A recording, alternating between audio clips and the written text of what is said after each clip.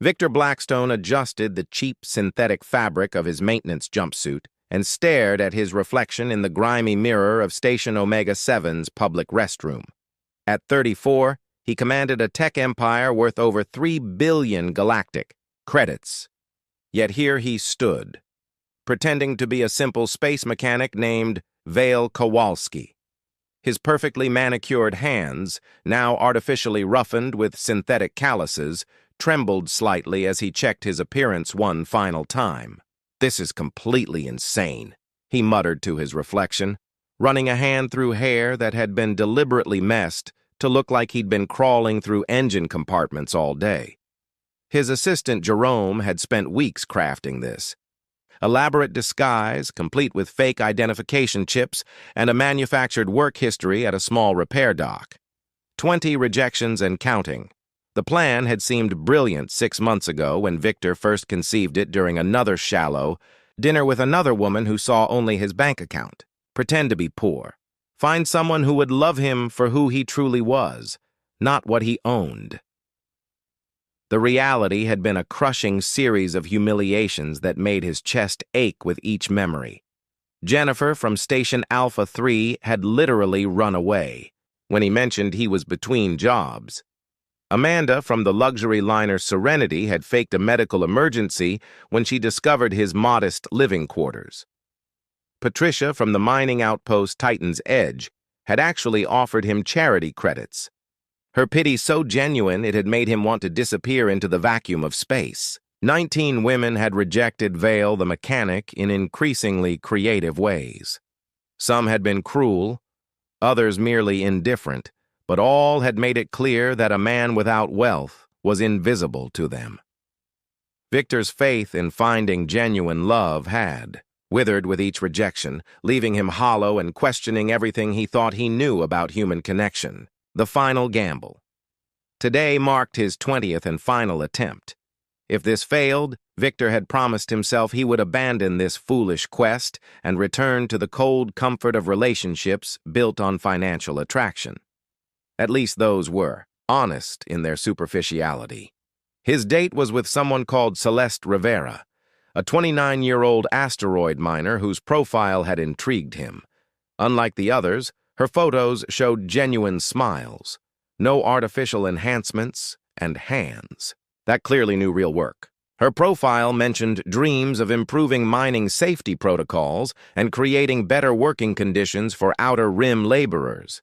She worked the dangerous asteroid fields of the Kepler Belt, one of the most hazardous jobs in human space. Victor had chosen Nebula Cafe on Station Gamma 12 for their meeting, a modest establishment that served decent synthetic coffee and real food to working-class travelers. The kind of place Vale the mechanic could supposedly afford without strain. An explosive entrance. At exactly 1500 hours station time, Victor sat nursing his second cup of coffee and checking his chronometer every 30 seconds. The cafe buzzed, with the usual mix of miners, traders, and transport workers grabbing quick meals between shifts. 15 hours passed, then 15:20. His heart began to sink with familiar disappointment. Another rejection, this time by simply not showing up. He was reaching for his credit chip to pay when the cafe doors burst open with such force they slammed against the wall. A woman stumbled inside, moving like she was fleeing from a reactor. Breach. Her dark hair hung in tangled waves around her face, streaked with metallic dust that caught the artificial lighting. Her mining suit was torn in several places, revealing glimpses of toned arms and shoulders beneath. Dirt and asteroid dust covered her from head to boots, and a streak of something that looked suspiciously like coolant fluid marked her left cheek. "Sorry, sorry!" she called out to the entire cafe, her voice carrying a slight accent that suggested outer rim origins. "Emergency venting in Sector 7. Is there a Vale here somewhere?" Victor stood slowly, his planned opening lines evaporating, as he took in the sight of her. This was definitely not what he had expected, but something about her energy, her complete lack of pretense, hit him like a gravitational wave. "I'm Vale," he managed, his voice catching slightly. first contact. She turned toward him, and Victor felt his breath catch. Even covered in mining debris, even clearly exhausted, she was absolutely stunning. Not in the artificial way of the women he usually met, but with a natural beauty that seemed to glow from within. Her dark eyes sparkled with intelligence and humor, despite her obvious fatigue. "Thank the cosmos," she said, dropping a battered equipment bag into the nearest chair with a heavy thud. "Celeste Rivera. Sorry I'm late and looking like I wrestled a malfunctioning ore processor, which technically I did." "You wrestled an ore processor?" Victor asked, genuinely intrigued. This was already more interesting than any conversation he'd had in months. "Well, more like performed emergency surgery on one while it was still running," she said with a grin that transformed her entire face. "The backup safety systems failed during a routine extraction. Someone had to crawl into the maintenance shaft and manually reset the containment field before we lost the entire harvest." Victor stared at her, processing what she'd just described. She had crawled into active mining equipment to prevent an industrial disaster. The women in his usual social circle considered it an adventure to change their own air recycling filters, breaking social barriers. "Are you all right?" he asked, noticing small cuts on her hands and a bruise forming on her forearm. "That sounds incredibly dangerous." Celeste shrugged, already signaling the cafe's service droid for coffee. "Comes with the territory. But everyone's safe and we didn't lose the week's harvest, so I call it a victory." She paused, studying his face with curious eyes. "You look worried. Most people just ask if we're still on schedule for delivery." "Most people are idiots," Victor said, before he could stop himself, then immediately worried he'd overstepped. But Celeste laughed, a genuine sound that made his chest warm. "I like you already, Vale. Mind if I clean up a bit before we start this properly? I promise I'm much more presentable when I'm not covered in asteroid residue." "You look perfect." "Exactly as you are," Victor said, and meant it completely. Real conversations. As Celeste used the cafe's cleaning station to wash the worst of the mining debris from her hands and face, Victor found himself studying her with growing fascination. The way she moved spoke of confidence earned through real challenges. Her casual interaction with the cafe staff suggested someone who treated service workers with genuine respect. When she tipped the cleaning droid despite using a public facility, Victor felt something shift in his chest.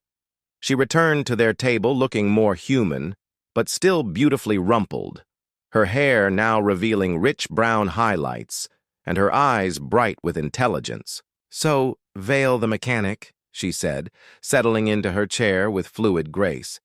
"Tell me about yourself. What kind of machinery do you work on?" The question was simple, but her tone carried genuine curiosity rather than polite social obligation. Victor found himself relaxing for the first time in months as he described his fictional work with transport vessel maintenance systems.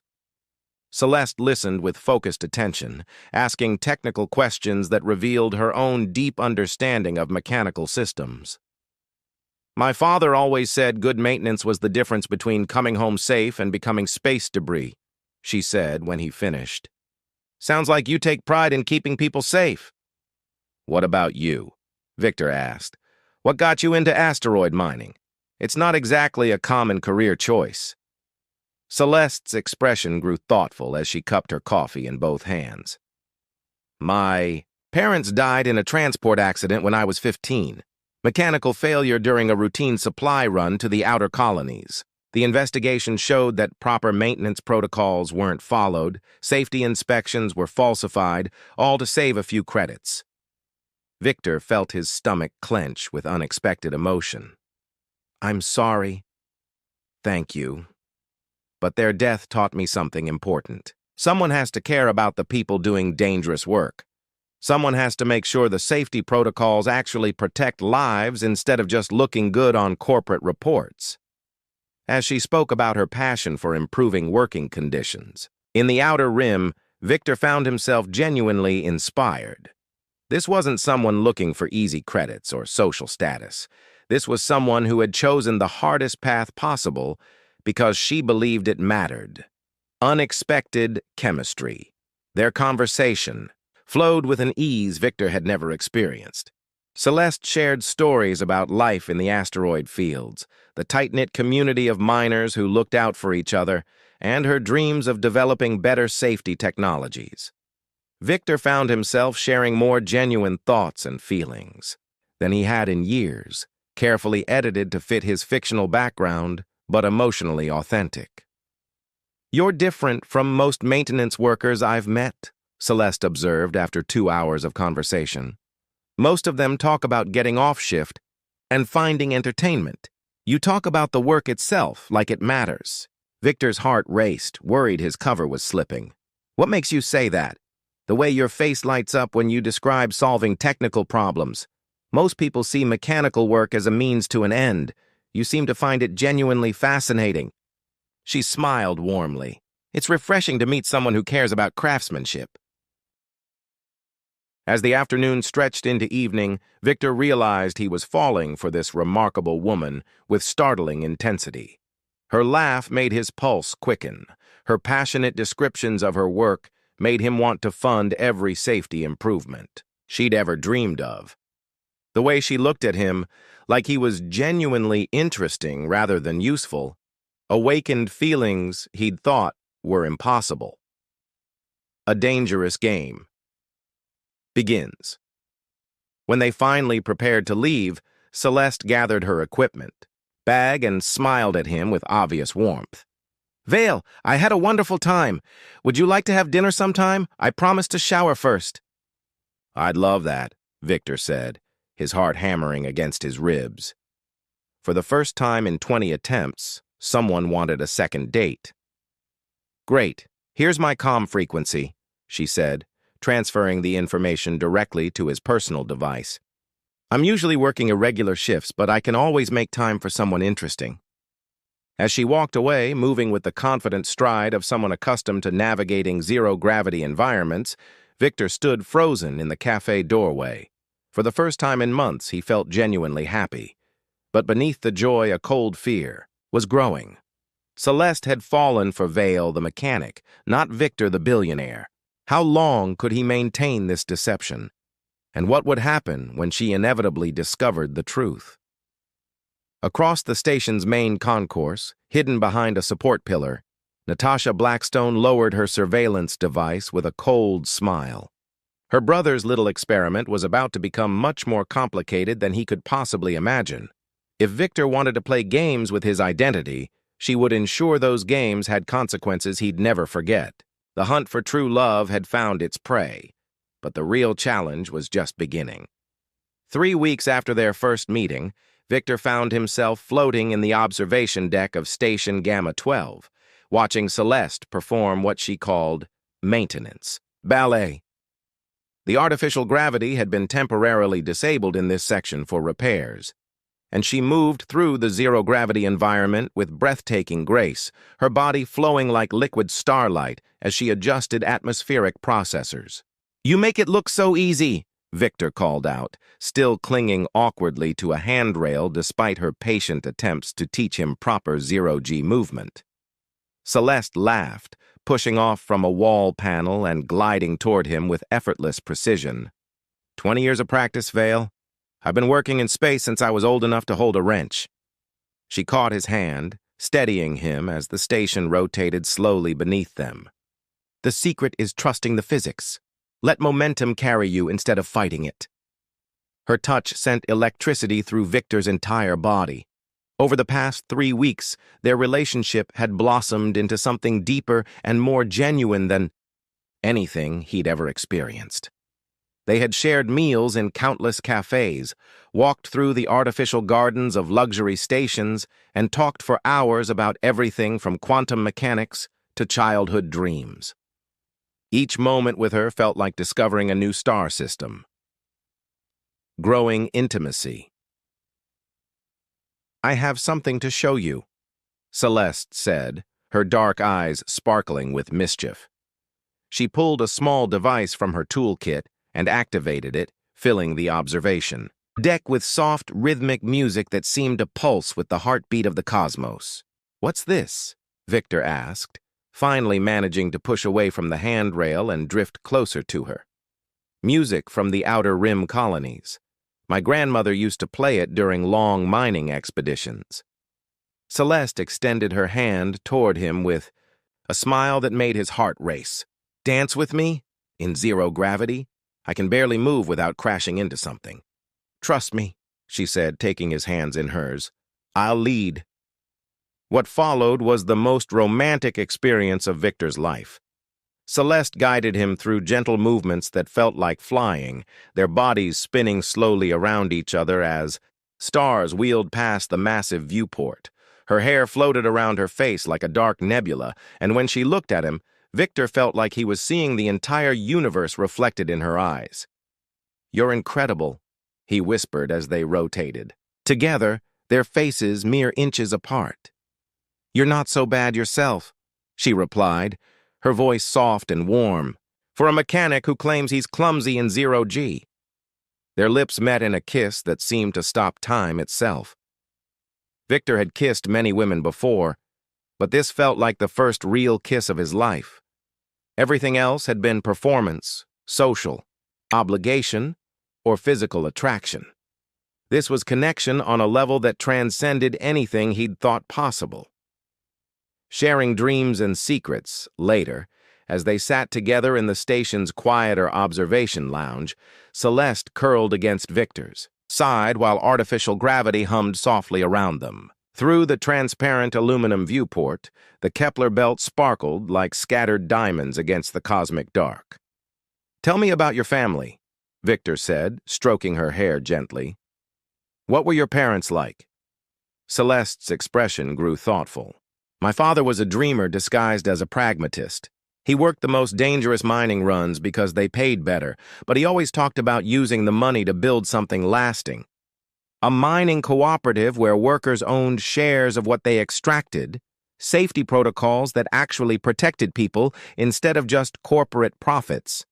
And your mother? She was the smartest person I've ever known.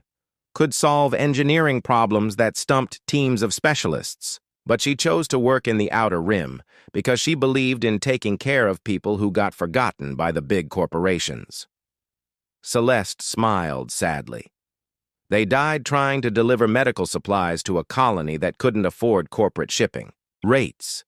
Victor felt a stab of guilt so sharp it took his breath away. His own company probably charged those same inflated rates that had forced Celeste's parents into dangerous transport work. "They sound like amazing people." "They were. That's why I do what I do. Someone has to care about the workers who risk everything to keep civilization running." She looked up at him with eyes that seemed to hold starlight. "What about you? You never talk about your family." Victor's chest tightened. He had constructed an elaborate fictional background about growing up on a middle-tier colony world, losing his parents in an industrial accident, working his way up from entry-level maintenance positions. The lies came easily now, polished by weeks of practice, but each one felt like a betrayal of what they were building together. "Not much to say," he managed. "My parents died when I was young. I've been on my own ever since." Celeste squeezed his hand. "I'm sorry, but you know what? Maybe we found each other because we both understand what it means to lose family and build something new." Dangerous feelings, as the weeks passed, Victor found himself falling deeper in love while simultaneously drowning in the complexity of his deception. Celeste would call him during her off shifts, her voice bright with excitement as she described new safety innovations she was developing. She would send him technical schematics and ask for his opinion, treating him as an equal partner in her dreams. The cruel irony was that Victor could actually help her. His company had the resources and technology to implement every improvement she envisioned. He could fund research stations, develop new safety equipment, create the mining cooperatives her father had dreamed of. But Vale the mechanic could only offer encouragement and amateur suggestions. "I've been thinking about your idea for distributed processing networks," Victor said during one of their dinner dates. What if you used quantum-entangled communication arrays to coordinate safety protocols across multiple mining sites simultaneously? Celeste paused, her fork halfway to her mouth. That's actually brilliant, but the cost would be enormous. We're talking about quantum communication technology. That's cutting-edge corporate stuff, not something independent miners could afford. Maybe someday the technology will get cheaper, Victor said weakly. Maybe, she agreed, but her expression had grown thoughtful. Vale, you have some pretty sophisticated ideas for a maintenance worker. Where did you learn about quantum communications? Victor's heart hammered as he scrambled for an explanation. I read a lot of technical journals, and I sometimes work on high-end vessels that have advanced systems. Celeste studied him with those intelligent eyes that seemed to see through everything. You're full of surprises, a night of passion. 1 month after their first meeting, Celeste invited Victor to her quarters aboard the mining vessel Prometheus. The ship was docked at Station Gamma 12 for routine maintenance, and she had been granted shore leave for the first time in weeks. Her quarters were small but efficiently organized, with personal touches that made the space feel warm despite its utilitarian design. Photos of her parents, technical drawings of safety improvements, and a small collection of minerals from various asteroid fields decorated the walls. I wanted to cook for you, she said, bustling around the compact kitchen area. Real food, not synthesized cafe meals. Victor watched her work, marveling at the graceful efficiency of her movements. She had changed from her work clothes into a simple dress that revealed the lean strength of her body, and her hair fell in loose waves around her shoulders.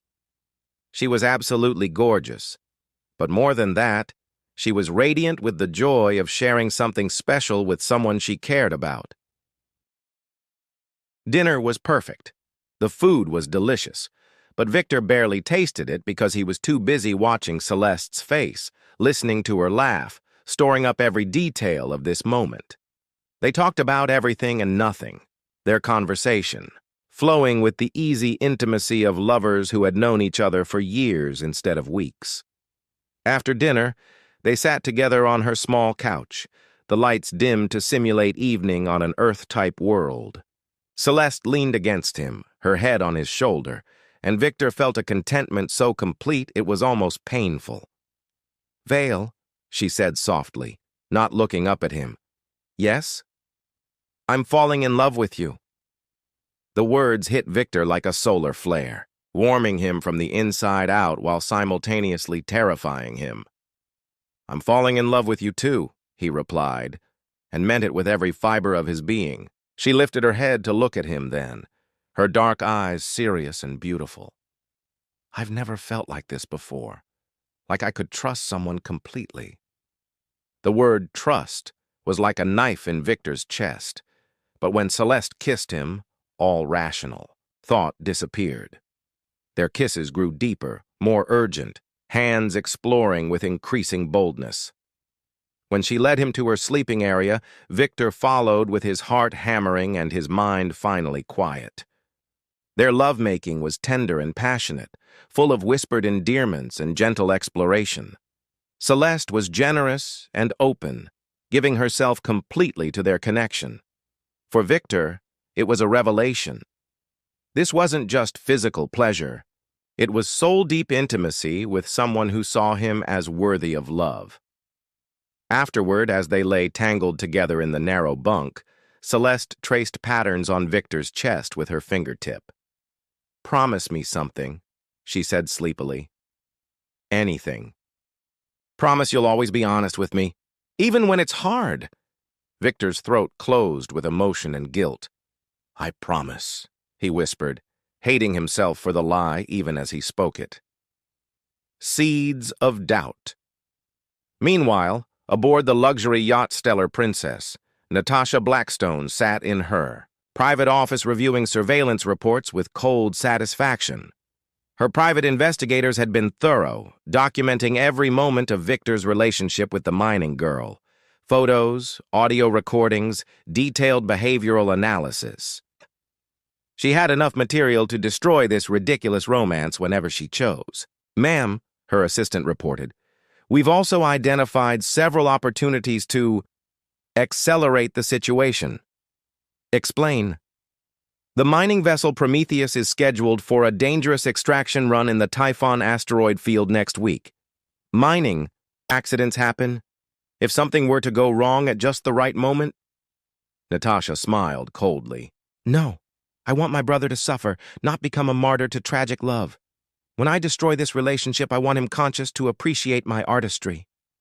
She turned to study the surveillance photos of Victor and Celeste dancing in zero gravity, their faces bright with happiness and trust, such naive, dangerous emotions. "Besides," she continued, "I have a much more elegant plan. Love built on lies always destroys itself eventually. I'm simply going to accelerate the natural timeline." The game was about to begin in earnest, and Natasha intended to win decisively. Her brother's happiness was a small price to pay for, protecting the family empire from the contamination of genuine human feeling. 6 weeks after their night of passion, Celeste stood in the medical bay of the Prometheus, staring at the diagnostic scanner results with growing disbelief. The gentle hum of the ship's life support systems seemed impossibly loud in the silence that followed the automated medical AI's announcement. Pregnancy confirmed. Gestational age, approximately 6 weeks. Recommend immediate consultation with obstetric specialist for space-based pregnancy protocols. Her hands trembled as she gripped the edge of the examination table. She had suspected for the past week when her morning routine began, including bouts of nausea that had nothing to do with the artificial gravity fluctuations common on mining vessels, but suspecting and knowing were entirely different experiences. "Blessed stars," she whispered, one hand instinctively moving to her still flat abdomen. Inside her, a new life was growing. A life created from the love she shared with Vale. The medical bay door chimed, and Dr. Yolanda Kim entered with her usual brisk efficiency. The ship's chief medical officer was a no-nonsense woman in her 50s who had seen everything the dangers of space mining could throw at human beings. "Celeste, I got the automated alert. How are you feeling?" "Terrified? Excited? Confused?" Celeste managed a shaky laugh. "Pretty much everything at once." Dr. Kim's expression softened as she pulled up Celeste's medical records on her tablet. "First pregnancy?" "First everything, really. I never thought... we were careful, but apparently not careful enough. Space-based conception happens more often than you might think. Something about the radiation exposure and artificial gravity affects standard contraceptive effectiveness." Dr. Kim began a more detailed examination, her movements gentle but thorough. "The important question is, what do you want to do?" Celeste was quiet for a long moment, processing the magnitude of the decision before her. A pregnancy in space was complicated under the best circumstances. A pregnancy while working one of the most dangerous jobs in human space was nearly unthinkable. But as she imagined telling Vale the news, imagined his reaction, a warm glow spread through her chest. "I want to keep the baby," she said firmly. "But I need to tell the father first." Preparing for confession. That evening, Celeste paced the small confines of her quarters, rehearsing different ways to break the news to Vale. They had planned to meet for dinner at their usual cafe, but this conversation required privacy. She had sent him a message asking him to come to her ship instead, claiming she had something important to discuss. Her comm device chimed with an incoming message. "On my way. Everything okay? You sounded worried. V." Just seeing his initial made her smile despite her nervousness. Over the past 2 months, Vale had become the center of her universe in ways that both thrilled and terrified her. She had never believed in the romantic notion of soulmates, but spending time with him felt like coming home to a place she'd never known she was missing. The door chimed and her heart leaped. "Come in." Vale entered with that slightly awkward, smile he wore whenever he was trying to navigate the ship's corridors without bumping into anything. He carried a small bouquet of genuine flowers, not synthetic ones, but real blooms that must have cost him a week's wages from whatever maintenance job he was currently working. "These are beautiful," she said, accepting the flowers and breathing in their delicate fragrance. "But you can't afford to spend money like this." "You're worth it," he replied simply, pulling her into his arms for a kiss that made her knees weak. "Besides, I picked up some extra shifts this week. Had to celebrate somehow." "Celebrate what?" 2 months since the luckiest day of my life." His eyes were warm with affection as he studied her face. "Though you look worried about something, what did you want to talk about?" Celeste took a deep breath, her heart hammering against her ribs. "Vale, there's something I need to tell you, something important." His expression immediately grew serious. "Are you okay? Is someone hurt?" "No, nothing like that. Actually, it's—" She paused, realizing there was no easy way to ease into this conversation. "I'm pregnant." For a moment, Vale simply stared at her as if she'd spoken in an alien language. Then his face went through a rapid series of expressions: shock, confusion, calculation, and finally something that might have been joy. "Pregnant," he repeated slowly. "As in, we're going to have a baby?" "Yes." "Our baby." "Yes." A grin spread across his face so wide it was almost comical. "Are you serious? We're really going to be parents?" Celeste felt her anxiety melt away at his obvious happiness. "According to the medical scanner, yes. About 6 weeks along." Vale whooped with joy and spun her around in the small quarters, both of them laughing as he tried not to crash into the furniture. When he finally set her down, his eyes were bright with tears. "This is incredible. This is the best news I've ever gotten in my entire life." He cupped her face in his hands, studying her with an intensity that made her breathless. "How are you feeling? Are you okay? Do you need anything? Should you be working in the asteroid fields while you're pregnant?" Planning their future. The next few hours passed in a blur of excited conversation as they discussed the practical implications of starting a family. Vale was attentive and caring, asking detailed questions about her health, the safety of her work environment, and what kind of prenatal care was available on mining vessels. "We'll need to find you better medical facilities," he said, pacing the small quarters with nervous energy. "The Outer Rim medical stations aren't equipped for complicated pregnancies. Dr. Kim says everything looks normal so far, and I've got at least 6 months before the baby arrives. Plenty of time to make arrangements." 6 months. Vale stopped, pacing, and looked at her with an expression she couldn't quite read. "Celeste, there's something I need to tell you too." Her stomach clenched with sudden anxiety. "What kind of something?" "Nothing bad," he said quickly, seeing her expression. "Just, I've been thinking about our future a lot lately, even before this news, and I want you to know that I'm completely committed to making this work." "What do you mean?" Vale sat beside her on the small couch, taking her hands in his. "I mean, I love you more than I've ever loved anything or anyone. And now we're going to have a baby together, and I want to do everything right. I want to take care of you both." Celeste felt tears prick her eyes. "Vale, you don't have to—" "Yes, I do." His voice was firm with conviction. "You deserve better than worrying about whether you can afford proper medical care. You deserve better than raising a child in the dangerous environment of mining ships. My work is important. The safety improvements I'm developing could save hundreds of lives." "I know. And I'm not asking you to give up your dreams.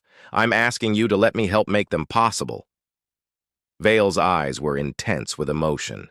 "What if I told you there was a way to fund your research properly, to build the safety systems you've designed, to create the mining cooperatives your father dreamed of?"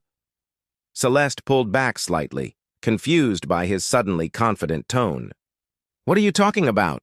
Vale, you're a maintenance worker. We both live paycheck to paycheck. For a moment, something flickered across Vale's face, an expression she'd never seen before. It was gone so quickly she almost missed it, but it looked like guilt. There are opportunities, he said carefully. People I know. Contacts in the industry who might be interested in funding innovative safety research. What kind of contacts? Let me worry about that. The important thing is that we're going to be okay. All three of us. He placed his hand gently on her abdomen, his touch warm and protective.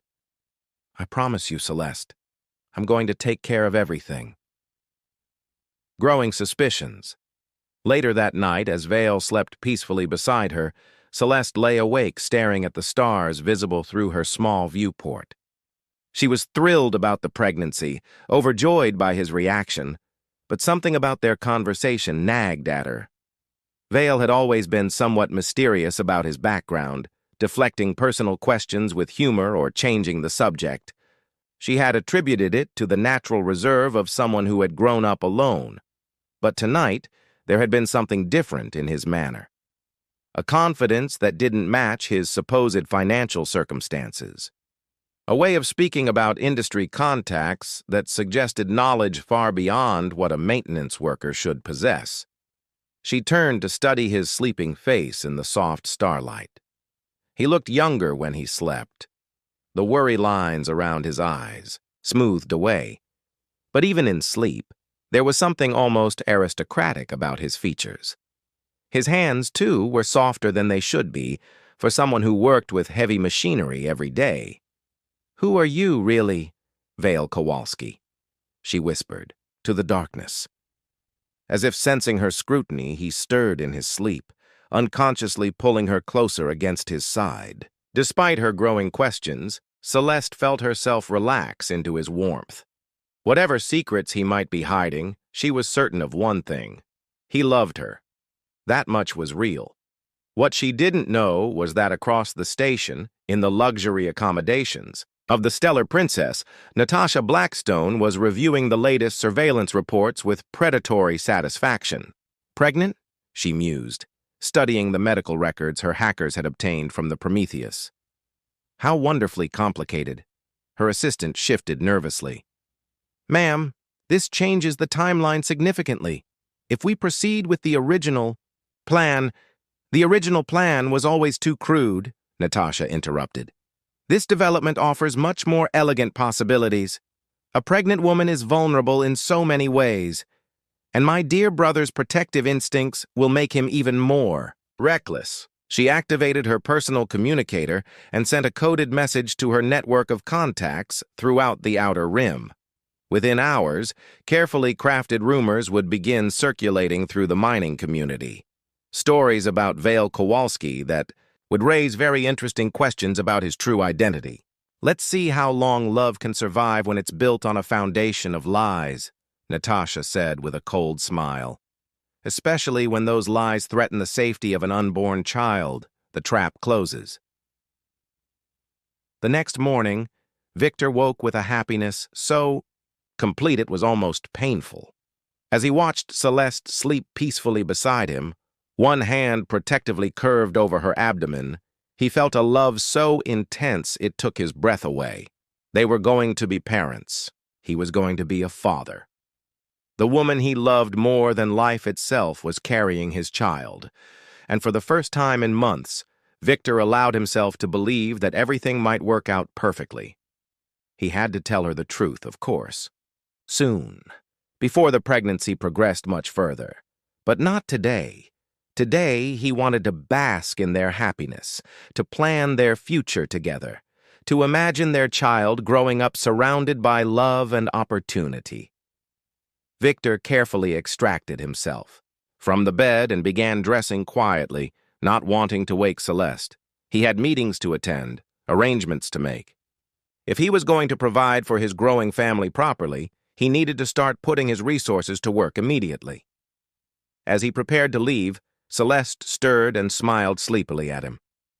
Where are you going so early? Work calls, he said, bending to kiss her forehead. But I'll be back tonight. We need to start making serious plans. I love you, Vale. I love you too. Both of you. As he left the ship, Victor's mind was already racing with possibilities. Private medical facilities, the best prenatal care money could buy, a safe place for Celeste to live during her pregnancy. He could arrange everything without revealing his identity, at least for a while longer. What he didn't notice was the small surveillance device attached to the ship's external hull, or the figure watching from the shadows as he departed. Natasha's network was already in motion, and the trap that would destroy his happiness was beginning to close around him with the inexorable precision of orbital mechanics. The next phase of the game was about to begin, and this time, the stakes included not just Victor's heart, but the future of an innocent child who would soon become a pawn in a conflict they couldn't possibly understand.